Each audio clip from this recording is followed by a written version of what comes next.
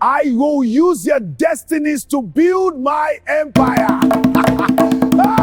In a large city where markets never slept and traders shouted from morning until sunset, there lived a man named Chief Bamidele. To the world, Chief Bamidele was a powerful and wealthy businessman. He owned large warehouses, he had expensive cars, he lived in a mansion behind tall gates guarded day and night. Yet there was a secret about Chief Bamidele that no one in the city knew. Every 3 days before sunrise, he would quietly leave his mansion, not in his shining cars, not wearing his expensive suits. There, inside an abandoned shed, he would remove his fine clothes, then he would put on dirty rags, rub dust on his face. He tore his shirt. He bent his back like a tired old man. By the time he walked into the crowded market, no one would recognize him. He had become a beggar. Bamidele had visited a dark ritual priest years ago. When he could hardly feed, the juju priest promised him endless wealth. But he gave him a terrifying condition. Your riches will grow, but only if strangers give you money with their own hands. The rule was strict. Every 3 days, you must collect money from at least 10 different people while dressed as a beggar. Each coin or note you receive silently drains a little destiny from the giver. Their luck, their opportunities, their favor, and all of it will flow into your life. That was why his businesses grew strangely fast. That was why he looked younger every year instead of older. And that was why he had continued the ritual for many years. Every market day he sat near the dusty roadside. His voice would become weak and pitiful. Please help a poor old man. Kind people would drop coins into his bowl. Some gave small notes, some gave more, but Bamidele always counted carefully. Once 10 people had given him money, he would quietly leave the market. He would return to the shed, wash his face, wear his expensive clothes again, and drive home like the rich man everyone admired, and his wealth would grow even more.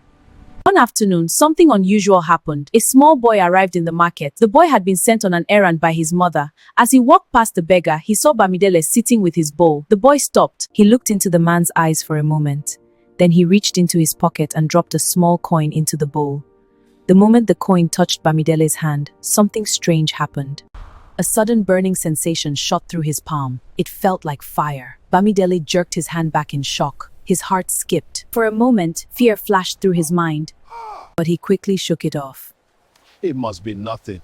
The boy walked away calmly, disappearing into the crowd. 3 days later, Bamidele returned to the market again. He sat down in his usual spot. People walked past him. No one stopped. He called again. Still nothing. It was as if no one could see him. Hours passed. Not a single coin entered his bowl.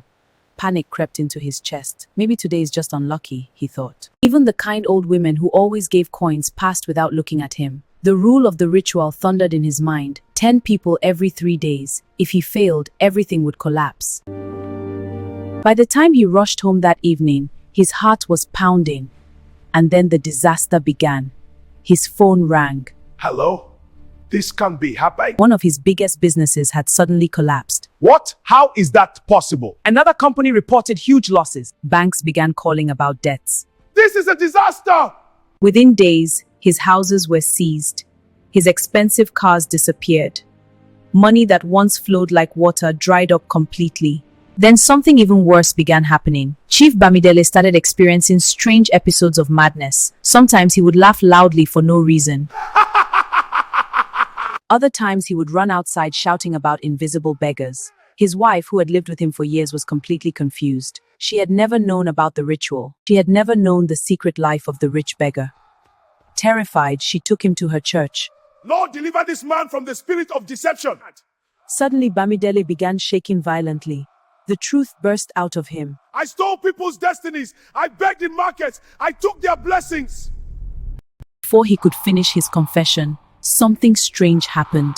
Then he ran out of the church like a madman. People chased him, but he ran wildly through the streets. His feet carried him back to the same market where it all began. His clothes were torn. His hair was wild. His eyes were empty. He dropped to the ground, screaming. Please get the light! Some recognized him as the once powerful businessman, but now he was nothing more than a mad beggar in the dust. A man who pretends to be poor to steal from the kind-hearted may one day become the very beggar he once pretended to be.